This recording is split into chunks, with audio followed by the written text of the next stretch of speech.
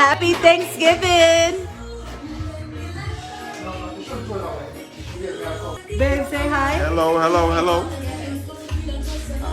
Mom, she did all the cooking, thank God. Because I was struggling. Couldn't even make the lasagna right, but it's okay. I want you to imagine something. It's the middle of the night. You're lying in bed. The house is quiet and still. And then, gunshots. You hear screaming. A woman's voice, crying, begging. Please stop. I'm sorry. But the sound that follows isn't mercy. It's another shot. And another. And another. Her voice grows fainter until it disappears. What you just heard weren't special effects. That was real.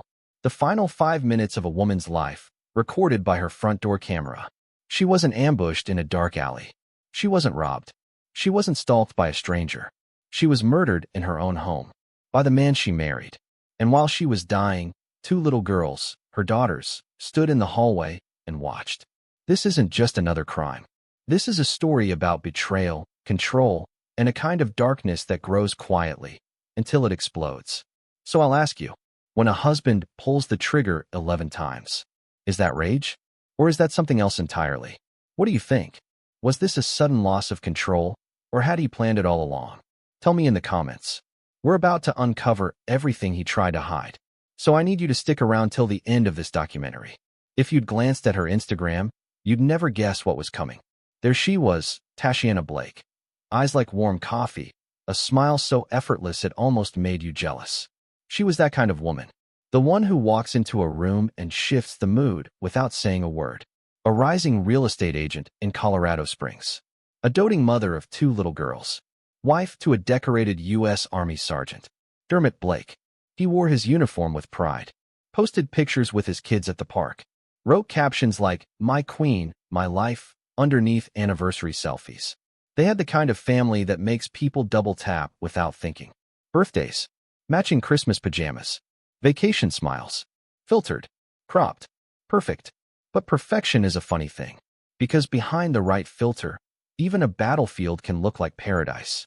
You see, that's the part no one talks about. That behind the polished hardwood floors and holiday photos. Behind the beautiful woman with big dreams and the army man with a steady job. Something was wrong. Tashiana knew it. She felt it in the quiet moments. The way his voice changed when the doors were closed.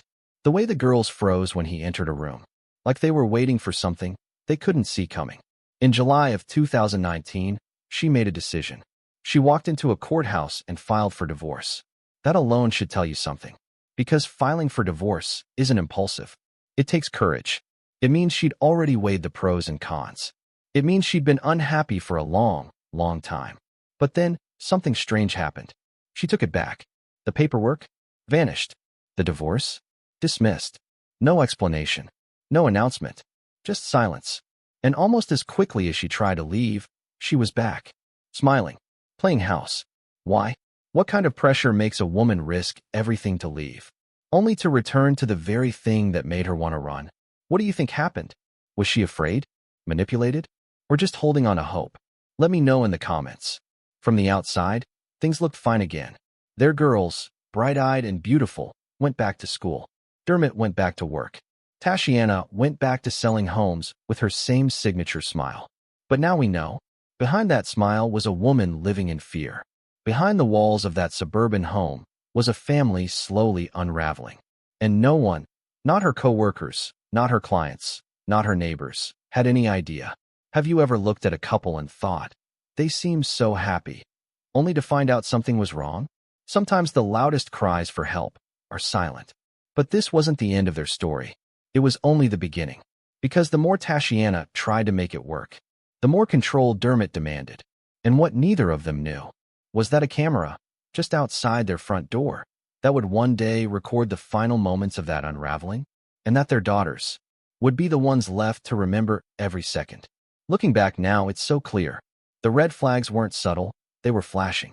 But when you're inside the storm, sometimes you don't notice the thunder until it's already overhead. In the summer of 2019, just weeks after she withdrew her divorce petition, police were called to the Blake residence. The reason? A domestic disturbance. Officers arrived to find tension in the air and fear lingering in the silence. Tashiana told them plainly, Dermot had hit her. That should have been enough. But no arrests were made. No charges were filed. The report was documented, then quietly filed away, just like the truth so many victims live with. And she stayed. I can't pretend to know what went through her mind in those moments. Maybe she believed it wouldn't happen again. Maybe she told herself it was just stress, that he didn't mean it, that the army had changed him.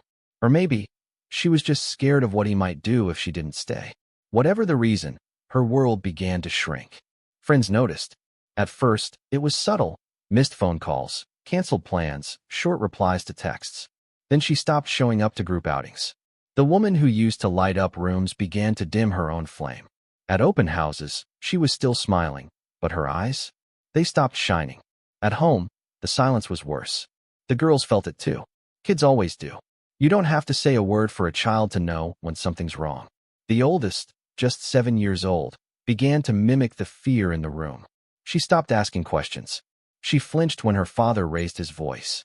She started drawing pictures, mommy crying, daddy yelling. It was all there, hiding in plain sight. But no one connected the dots. Not neighbors, not teachers, not even the people closest to her. And that's the tragedy, isn't it? Because in stories like this, we always imagine we'd see the warning signs. We convince ourselves we'd say something, do something, step in before it's too late. But Tashiana was living in a home where the danger didn't wear a mask. It wore a wedding ring. It stood in the hallway and tucked the kids into bed. And still, no one knew what was coming. Not even her. She was a woman trying to hold a broken home together with 2 small hands and a hopeful heart. A woman trying to protect her children from the very thing she was enduring behind closed doors. A woman who thought maybe, just maybe, if she stayed calm, if she tried harder, if she loved him enough, he'd change. But monsters don't stop because you love them. And while she was trying to fix everything, he was quietly preparing to destroy it all. Now I want to ask you this. If your friend was in a toxic marriage but wouldn't leave, what would you do? Would you back off? Or would you push harder, even if they hated you for it? Because sometimes, asking the hard questions can save a life. Follow me closely as we unravel what happened on the night of the murder. It was a Friday night, February 19th, 2021. The kind of night that slips by unnoticed. No party, no argument, no visible storm. Just the hum of a normal home settling into sleep. Tashiana had spent the day like any other, balancing work, dinner, kids, laundry. She tucked her daughters into bed, kissed them goodnight, and told them she loved them. She was wearing a pink sleep shirt. Soft, comfortable, ordinary.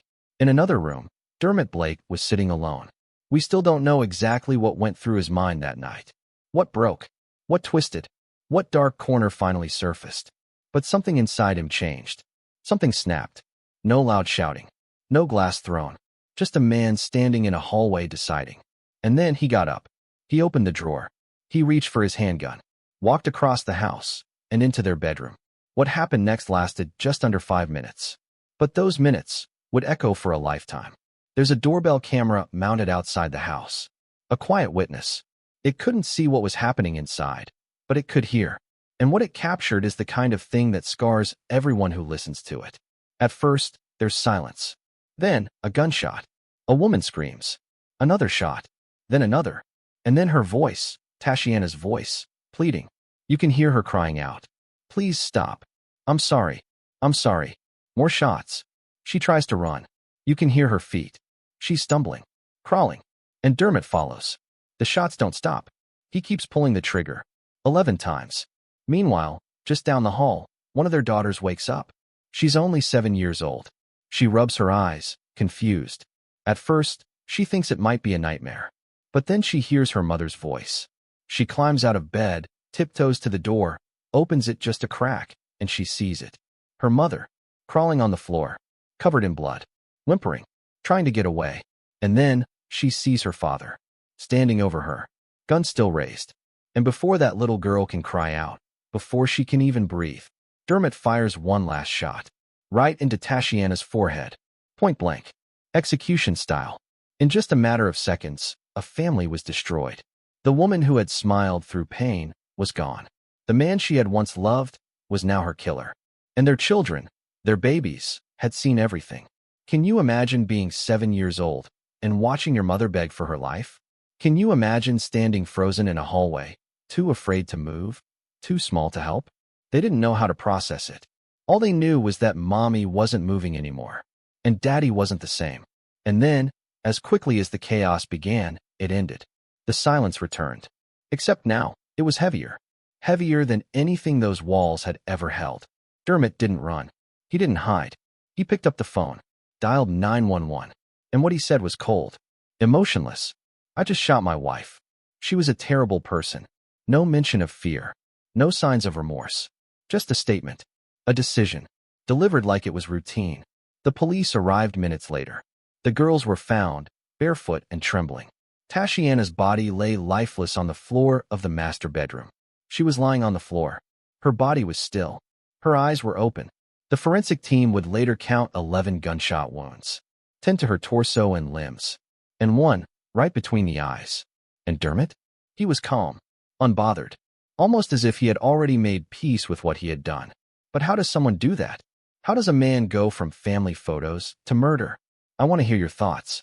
What do you think was going through his mind in those final seconds? Was it rage? Jealousy? Or had he always known one day he'd finish what he started? Let me know in the comments. The girls were taken from the house that night, wrapped in blankets, too stunned to speak. But the next day, the oldest, just 7 years old, gave a full statement to investigators. She described the way her father followed her mother around the room, how he yelled at her to say sorry, how her mother kept saying, over and over again, "I'm sorry, please stop." She said she saw mommy fall. She saw daddy shoot her in the head. And then, she said something that stopped everyone in their tracks. "I love my dad, even though he killed my mom." 7 years old. She didn't even fully understand what death meant. But she knew her mother wasn't coming back. She knew what she saw. And still she loved him. Because how does a child separate the man who tucked her in at night from the monster who pulled the trigger? She can't. And that's what makes this part of the story so unbearably painful. It wasn't just one life taken that night. It was 3. Tashiana is gone. Her daughters lost their mother. And the father they knew no longer exists. The evidence was overwhelming. Investigators had the audio, the 911 call, the daughter's testimony, the shell casings, the forensics. There was no doubt what had happened. But what haunted everyone most was not how she died. It was how long it took. 5 minutes. That's how long she pleaded. 5 long, horrific minutes of trying to survive in a house where no one could save her. And 2 children, just steps away, forced to listen to every second. So here's the question I want to ask you. Do you think a child can recover after seeing something like this? Can therapy heal those images? Can time erase that trauma? Or do some wounds simply never close? Let me know in the comments. And don't go anywhere, because what happened next in the courtroom shocked everyone. The trial began months later, and by then, the community already knew the basics. A mother murdered, a father arrested, 2 children left behind. But what they didn't know, what no one could fully prepare for, was the depth of what really happened behind those walls. And now, for the first time, every horrifying detail would be dragged into the light. Dermot Blake walked into the courtroom wearing a county-issued jumpsuit, his face blank, his posture straight. He didn't cry. He didn't show anger. He barely even blinked. And then, despite the mountain of evidence stacked against him, he pleaded not guilty. He claimed the murder of his wife wasn't planned. It wasn't premeditated, he said. It was a moment of madness. A snap in the middle of an argument. His attorneys painted a picture of a man who had lost control, someone under intense emotional strain, an overwhelmed husband, a stressed father, a soldier dealing with trauma. They blamed alcohol. They blamed stress. They even blamed Tashiana, subtly suggesting that maybe she had provoked him. Maybe she'd said the wrong thing at the wrong time. But then, the prosecution pressed play. The courtroom fell silent as the audio from the doorbell camera echoed through the speakers. For the next 5 minutes, jurors, spectators, even court officers sat frozen, listening to the exact moment when a family was destroyed. They heard the shots, the screaming, her voice cracking under the weight of fear. "Please stop. I'm sorry." Then more shots. The panic, the sounds of movement, her crawling, his footsteps, and finally, the last shot. The one fired from inches away, the one that ended her life. By the time the clip ended, you could hear sniffles in the room. Even seasoned court reporters looked shaken. One juror reportedly held their head in their hands. Another cried silently, tears streaming down their face. But the prosecution wasn't done. They called the forensic pathologist to the stand. She described the 11 bullet wounds in precise, clinical detail. She explained how Tashiana had tried to shield herself, how several of the wounds were defensive. She detailed the path each bullet took until she reached the final one. The last shot, she testified, was fired directly into her forehead, from less than 6 inches away. She paused. It was a deliberate, final act of control. No one in the room had a response to that. Because what could you say? The jury deliberated for less than a day. They returned to the courtroom with their decision. And when the judge asked for the verdict, the words came without hesitation. Guilty. Guilty of first-degree murder. Guilty of child abuse for committing the crime in front of his daughters. Dermot Blake showed no emotion as the verdict was read. No flinch. No tears. Just a stiff jaw and an empty stare. He was sentenced to life in prison, without the possibility of parole. In addition to the life sentence, the judge added 2 consecutive years for the child abuse convictions. Not because it would make a difference in how long he'd serve, but because it mattered. Because the court recognized that what those children endured would never leave them. And maybe that's what this case comes down to. It's not just about justice. It's about the unbearable truth. The truth that a man who once called her his queen turned into her executioner. The truth that 2 innocent girls watched the most horrific act a child could ever witness and still said they loved him. The truth that some wounds can't be measured in years or bullets, but in the silence that follows. This wasn't just a domestic dispute. It wasn't a momentary lapse. It wasn't a mistake. It was a choice, planned or not. He chose to keep pulling the trigger 11 times. And then he chose to say, she was a terrible person. No remorse. No regret. And yet, even now, some people still ask the question, was he pushed too far? So I'll ask you honestly, do you believe emotional breakdowns should excuse murder? When does a human moment become a monstrous act? Drop your thoughts in the comments. Because we've reached the end of this courtroom battle, but the real weight of this case? It still lives on, in the hearts of 2 little girls who will never unsee what happened that night. Tashiana's story isn't just about death. It's about silence. The kind of silence that creeps into homes like fog, soft, invisible, suffocating. The silence that makes women second-guess their fear, that convinces them to stay, that teaches them how to smile through the ache, that tells them, if no one sees it, maybe it's not that bad. But it was. This wasn't sudden.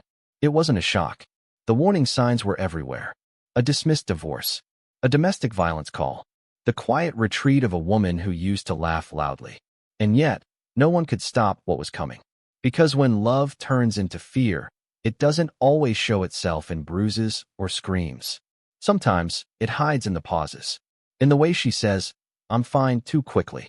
In the way her child flinches when a door slams. Tashiana tried to keep her family whole. She tried to be patient, forgiving, strong. But even the strongest people crack under pressure they didn't create. And now, 2 little girls are left behind. They didn't lose just one parent that night. They lost both. Their mother is gone forever. And their father? He's in prison for the rest of his life. A family obliterated. Not by accident. Not by fate. But by control. Because that's what this was really about. Control. A man so afraid of losing his grip, he'd rather end her life than let her go. You heard her voice. You heard her beg. 5 minutes of pure terror. 11 shots. One final whisper. Please stop. And you know what's worse? It could happen again. Anywhere. To anyone. Right now, there's someone else just like Tashiana. Living in fear, second-guessing their gut, believing things will get better if they just hold on a little longer. So the question isn't just, why did this happen? It's, how do we stop it from happening again? If this story moved you, if her voice stayed with you, do something. Subscribe to the channel. Share this video. Leave a comment below. And answer this honestly. Do you believe this was murder or madness? Where do we draw the line between pain and evil? Because someone out there needs to hear this story. And maybe, just maybe, it'll give them the courage to walk away before it's too late. Thank you for watching and see you in my next video.